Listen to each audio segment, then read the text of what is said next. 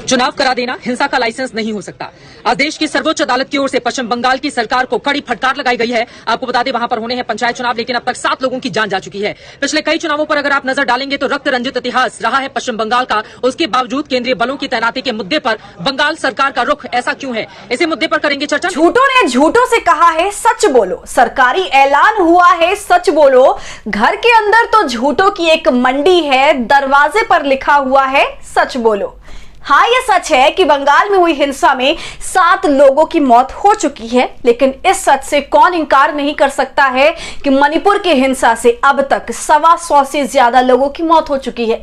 लेकिन चित्रा त्रिपाठी के लिए बंगाल में 7 लोगों की मौत पर बहस करना पत्रकारिता का धर्म है, लेकिन मणिपुर में 100 से ज्यादा लोगों की मौत से उसे कोई फर्क नहीं पड़ता है। ऐसे में कई सवाल उठना लाजमी है कि क्या जहां भाजपा की सरकार होती है उस सरकार के खिलाफ बोलने की इन लोगों में हिम्मत नहीं बची है? क्या ये सिर्फ विपक्षी राज्यों पर ही भूखे भेड़िए की तरह टूटते हैं?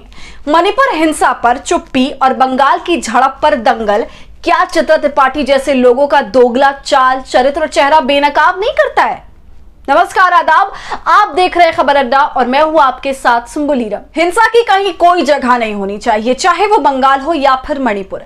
हिंसा में एक आदमी की मौत हो या 7 लोगों की या फिर 700 लोगों की, उन मौतों की जिम्मेदारी राज्य सरकार पर आनी चाहिए और वहां के मुख्यमंत्री से सवालों की बौछार की जानी चाहिए। बंगाल में पंचायत चुनाव से पहले जो हिंसा भड़की है उसमें अब तक 7 लोगों की जान जा चुकी है। ऐसे में मुख्यमंत्री ममता बनर्जी को सामने आना चाहिए और इन मौतों की जिम्मेदारी अपने कंधों पर लेनी चाहिए और देश को बताना चाहिए कि आखिर क्यों उनकी पुलिस नाकाम हो गई शांति व्यवस्था बनाने में और वो इन सवालों से भाग नहीं सकती है। लेकिन बंगाल से भी बुरा हाल मणिपुर का है। कोई भाजपा का नेता, प्रवक्ता, मंत्री, विधायक या मुख्यमंत्री मुंह खोलने के लिए तैयार नहीं है। प्रधानमंत्री के मुंह से पिछले 50 दिनों में एक शब्द नहीं फूटा है और वो विश्व गुरु बनने के लिए अमेरिका रवाना हो चुके हैं। मीडिया के तथाकथित चाणक्य भी अब मणिपुर के मामले पर कुछ बोलने से बच रहे हैं। हमने कल ही आपको दिखाया था कि मणिपुर के हालात कैसे हैं, किस तरह लोग एक दूसरे के खून के प्यासे हैं।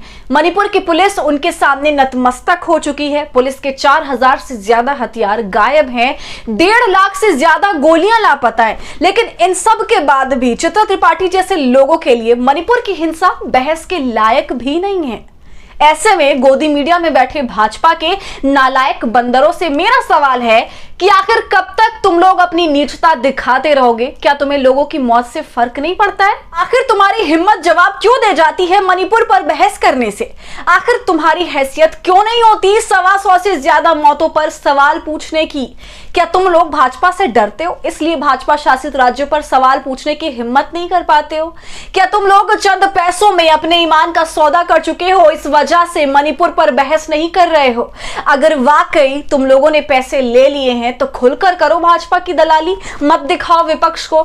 सत्ता की जगह विपक्ष से खूब सवाल पूछो, सिर्फ भाजपा और मोदी का चेहरा चमकाओ और सत्ता की तरफ से मिले पैसों का एहसान चुकाओ। लेकिन सवाल यह है कि क्या इन पैसों ने आम लोगों की बात करने से रोक दिया है? क्या इन पैसों ने आम लोगों की मौत पर सवाल उठाने और उस पर बात करने से भी रोक दिया है?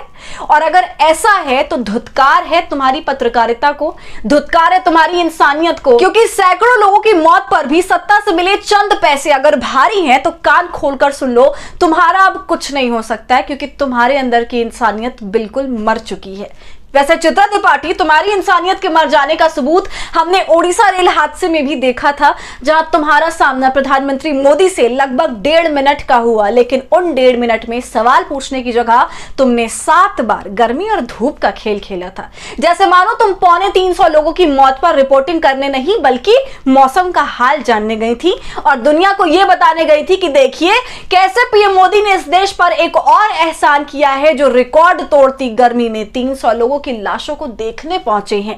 उस दिन भी हमने कहा था कि 300 लोगों की छाती पर चढ़कर तुम जो कर रही हो वो पत्रकारिता नहीं है बल्कि सत्ता के चरणों में बिछ जाने का सबूत है।